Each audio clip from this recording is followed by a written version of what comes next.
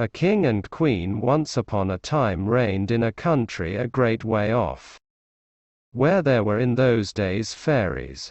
Now this king and queen had plenty of money, and plenty of fine clothes to wear, and plenty of good things to eat and drink, and a coach to ride out in every day. But though they had been married many years, they had no children, and this grieved them very much indeed.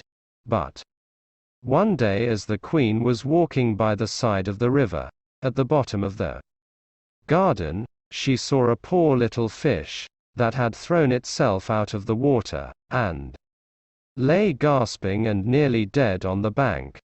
Then the queen took pity on the little fish, and threw it back again into the river, and before it swam away it lifted its head out of the water and said, "I know what your wish is, and it shall be fulfilled.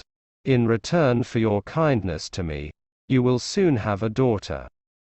What the little fish had foretold soon came to pass, and the queen had a little girl, so very beautiful that the king could not cease looking on it for joy, and said he would hold a great feast and make merry, and show the child to all the land. So he asked his kinsmen, and nobles, and friends, and neighbors. But the queen said, "I will have the fairies also, that they might be kind and good to our little daughter." Now there were 13 fairies in the kingdom, but as the king and queen had only 12 golden dishes for them to eat out of, they were forced to leave one of the fairies without asking her. So 12 fairies came, each with a high red cap on her head, and red shoes with high heels on her feet, and a long white wand in her hand. And after the feast was over, they gathered round in a ring and gave all their best gifts to the little princess. One gave her goodness, another beauty, another riches, and so on till she had all that was good in the world. Just as 11 of them had done blessing her, a great noise was heard in the courtyard, and word was brought that the 13th fairy was come, with a black cap on her head, and black shoes on her feet, and a broomstick in her hand, and presently up she came into the dining hall. Now, as she had not been asked to the feast, she was very angry, and scolded the king and queen very much, and set to work to take her revenge.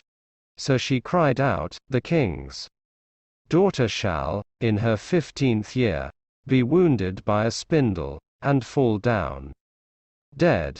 Then the 12th of the friendly fairies, who had not yet given her gift, came forward, and said that the evil wish must be fulfilled, but that she could soften its mischief. So her gift was, that the king's daughter, when the spindle wounded her, should not really die, but should only fall asleep for 100 years. However, the king hoped still to save his dear child altogether from the threatened evil. So he ordered that all the spindles in the kingdom should be bought up and burnt. But all the gifts of the first 11 fairies were in the meantime fulfilled. For the princess was so beautiful, and well behaved, and good, and wise, that everyone who knew her loved her. It happened that, on the very day she was 15 years old, the king and queen were not at home, and she was left alone in the palace. So she roved about by herself, and looked at all the rooms and chambers, till at last she came to an old tower, to which there was a narrow staircase ending with a little door. In the door there was a golden key, and when she turned it the door sprang open, and there sat an old lady spinning away very busily. "Why, how now, good mother," said the princess. "What are you doing there?" "Spinning," said the old lady, and nodded her head, humming a tune, while buzz went the wheel. How prettily that little thing turns round, said the princess, and took the spindle and began to try and spin. But scarcely had she touched it, before the fairy's prophecy was fulfilled. The spindle wounded her, and she fell down, lifeless on the ground.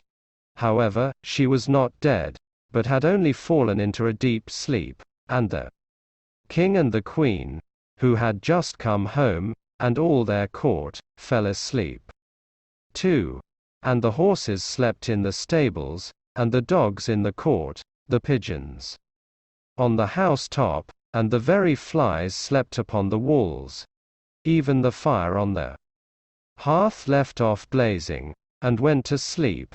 The jack stopped, and the spit that was turning about with a goose upon it for the king's dinner stood still, and the cook, who was at that moment pulling the kitchen boy by the hair to give him a box on the ear for something he had done amiss, let him go, and both fell asleep. The butler, who was slyly tasting the ale, fell asleep with the jug at his lips, and thus everything stood still, and slept soundly. A large hedge of thorns soon grew round the palace, and every year it became higher and thicker, till at last the old palace was surrounded and hidden, so that not even the roof or the chimneys could be seen. But there went a report through all the land of the beautiful sleeping Briar Rose, for so the king's daughter was called, so that, from time to time, several king's sons came, and tried to break through the thicket into the palace. This, however, none of them could ever do, for the thorns and bushes laid hold of them, as it were with hands, and there they stuck fast, and died wretchedly. After many, many years there came a king's son into that land, and an old man told him the story of the thicket of thorns, and how a beautiful palace stood behind it, and how a wonderful princess, called Briar Rose, lay in it, asleep, with all her court. He told, too, how he had heard from his grandfather that many, many princes had come, and had tried to break through the thicket, but that they had all stuck fast in it, and died. Then the young prince said, "All this shall not frighten me. I will go and see this Briar Rose." The old man tried to hinder him, but he was bent upon going. Now that very day the 100 years were ended, and as the prince came to the thicket he saw nothing but beautiful flowering shrubs, through which he went with ease, and they shut in after him as thick as ever. Then he came at last to the palace, and there in the court lay the dogs asleep, and the horses were standing in the stables, and on the roof sat the pigeons fast asleep, with their heads under their wings. And when he came into the palace, the flies were sleeping on the walls. The spit was standing still.